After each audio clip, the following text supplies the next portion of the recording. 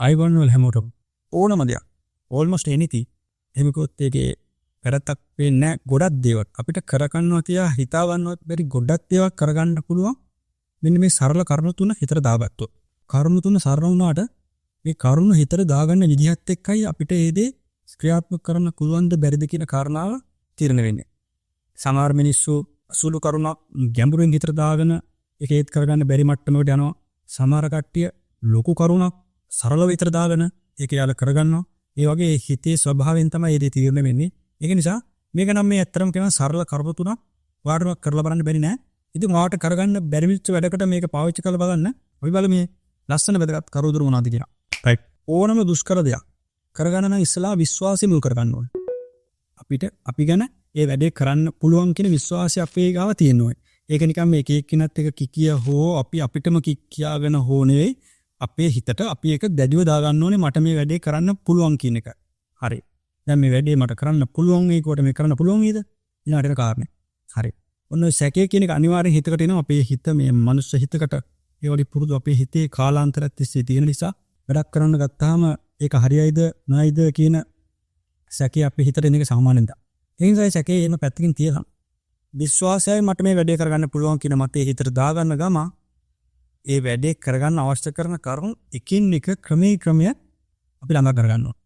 එහෙම නැතුව මේ වැඩේ අපේ හිතේ විශ්වාසය තිබ්බ පළියටම හරියන්නේ නැහැ. ඒක නිසා අපිට කරන්න ඕනි වැඩේ ලොකුයි නම් අපිට අවශ්‍ය කරන පෑන ටිකක් ලොකුයි. ඒක නිසා මේක මේ හැමෝටම කිකිය හැමෝමත් එක්ක ෂෙයා කර ගන්නවට වැඩිය ඔයාගේ හිතට දාගෙන තියෙන අදහස ඉස්මතු කරගන්න මුදුන් පවුනවා ගන්න ඉලක්කයට යන්න ඔයා ඒකට අදාළ කරන කරුණු ඉගෙන ගන්න. මේ කාලේ ඇත්තටම අපිට දෙයක් ඉගෙන ගන්න හරිය දෙයක් අපිට කරගන්න තියෙන පහසුබම් වෙන කාලවලට වැඩිනේ. මම කියන්නේ අපිට මේ බාහිර පරිසරයෙන් අපිට ගන්න පුළුවන් දැනුම ගොඩක් වැඩිනේ. ඒක නිසා මට මේ ඊයේ පෙරේදා මේ වීඩියෝ එකක් දැක්කම මේ වීඩියෝ එක කරන කෙනා ඇත්තටම මම හරි කැමතියි යා වීඩියෝ කරන විදිය මේ යාගේ වැඩසටහනට යා මේ ෆොටෝග්‍රැෆර් කෙනෙක්. යා ඇත්තටම ෆොටෝග්‍රැෆර් කෙනෙක් වුණාට යා ඒ ෆොටෝග්‍රැෆි උගන්වන විදිහ හරිම විශ්මිත හරිම අගය කරන්න ඕනේ මොකද එයා එකකින් වෙන එයාගේ ඒ වීඩියෝ කිරීමෙන් යාට වෙන ලාභ අපේක්ෂා ඇති. නමුත් පැහැදිලිවම අපි ඒවා දැන් මම ඒවා බැලුවේ නොමිලෙන්නේ මම ඒවා බැලුවේ නිකන් ඒ දැනුම මම ගත්තේ නිකන්. ඒක නිසා මම මේ උදාහරණයකට ඒක මට මතක් වුණේ. මෙයා කියනවා මම දැන් මේ වීඩියෝ එක මේ රෙකෝඩ් කරන වෙලාව රෑ 10යි ගාන. මට ළමයි දෙන්නෙක් ඉන්නවා. මට ඒ ළමයි දෙන්නත් එක්ක මේ ළමයි දෙන්නව ඇඳට යවන්න තිබ්බ මට ගෙදර ඉඳලා. නැත්තම් මට මගේ වයිෆ් එක්ක සතුටින් ගත කරන්න තිබ්බා මගේ ගෙදර. එහෙම නැත්තම් මට මේ ආයදා මේ 23 වෙනිදා දිනයක් මම හිතන්නේ දෙසැම්බර් 23 වෙනිදා දිනයක් මේ මට තව දවස් කීපයකින් මේ නත්තල් ලබනවා. ඉතින් මම මේ ඔක්කොම වැල ටික ඇත්තටින් තියලා මේ ඔයාලට මේ වීඩියෝ එක කරනවා මේ තනියම ස්ටුඩියෝ එකට වෙලා. ඉතින් ඒකෙන් මම ලබන තෘප්තිය මට ඔයාලට ෂෙයා කරගන්න බෑ. මේ වීඩියෝ විතරයි මට ඔයාලට ෂෙයා කරන්න පුළුවන්. ඒක නිසා ඔයාලට දෙයක් ඉගෙන ගන්න ඕන නම් ඔයාලට දෙයක් කරගන්න ඕන නම් ඔයා තැනකට යන්න ඕනේ ඔයාගේ හිතේ තියෙන නම් ප්ලෑන් එක. ඒකට මහන්සි වෙන්න කියලා එයා දෙන හොඳ උදාහරණයක්. ඉතින් ඇත්තටම මේ අගේ කරන්න ඕන දෙයක්. එයාගේ පෞල් පසුබිම පැත්තකින් කියලා එයාගේ අනි දෙයක් කරගන්නවා කියන මතය ගන්න නැතුව බලන්න මිනිහෙක්ට හොඳ දෙයක් දෙන්න. එයාගේ හිත සතුටින් තියාගෙන හිත ප්‍රබෝධමත්ව තියාගෙන ඉන්න එයා ඒ කරන වැල සටහන ඇත්තට මගේ කරන්න ඕන දෙයක්. මම පුළුවන් මේ ඩිස්ක්‍රිප්ෂන් එකේ දාලා තියෙනවා ඒ channel එක.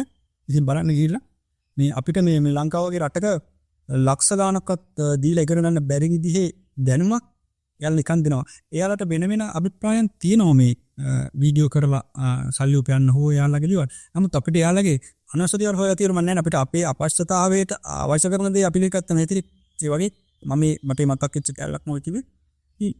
මම ඇත්තට නෑ ගොඩක් දේවල් ඉගෙන ගත්තා. මේ එයා මේ ඉංග්‍රීසි භාෂාව කතා කරන කෙනෙක් නෙවෙයි. එයා වෙන රටක කෙනෙක්. එයා ඉංග්‍රීසියෙන් තමයි මේ channel එක කරන්නේ. ඒක තවත් මේ වටිනා කාරණයක් වුණා. ඉතින් ඊළඟ මෙතන කැපකිරීම ඇත්තටම තියෙනවා මේ ලංකාවේ මිනිස්සුන්ගේ මේ අපේ මිනිස්සුන්ගේ තියෙන කැපකිරීම ගත්තාම ඒක එච්චර අගය කර යුතු මට්ටම නැහැ. ඒ කියන්නේ ඒක පොදුවේ මම මේ කියන්නේ ඒක කෙනෙක්ව එල්ල කරලා කියන කතාවක් නෙවෙයි. අපිට ඇත්තටම මේ අපි ඒ තැනට තාම ආවිලා නැහැ. ඒක නිසා අපි මේ පාවිච්චි කරන උපකරණ වල ඇත්තටම අපි මේ අතපත ගානවා මිසක් මේ ඒ වගේ දැනුමක් අපි ලබා ගන්න නැහැ.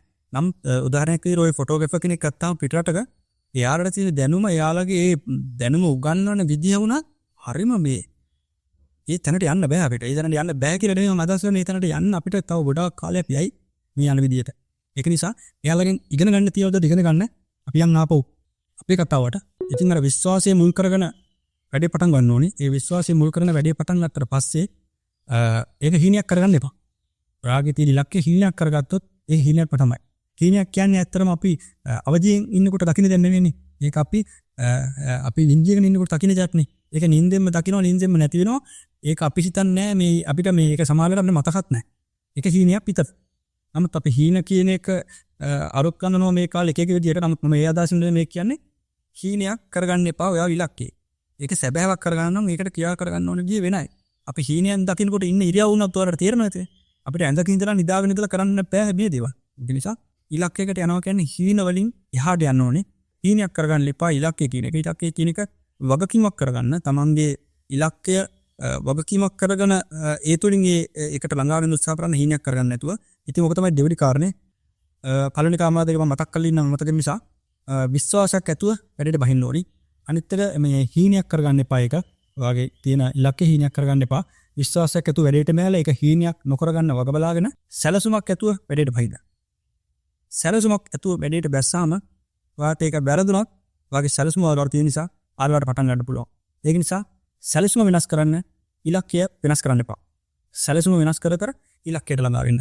ඒක තමයි ලෝකේ දිනපු මිනිස්සු මුගදෙනෙක් දිනන්න යන ගමනේ පාවිච්චි කරපු ක්‍රමය. ඒක නිසා අපි හුඟක් වෙලාවට කරන්නේ අපිට ළඟා වෙන්න බැරි ඉලක්ක වෙනස් කරන නිසා අපි සැලසුම වෙනස් කරන්නේ නැහැ. අපි කරන්න ඕනේ දේ තමයි අපේ සැලසුම වෙනස් කරන්න ඕනේ.